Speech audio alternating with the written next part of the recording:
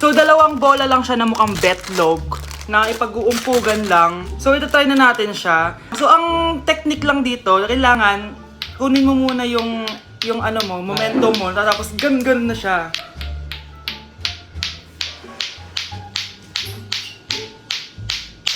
Ow!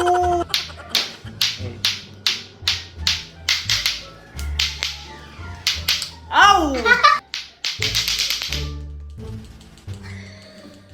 Ah, tagal! Oo!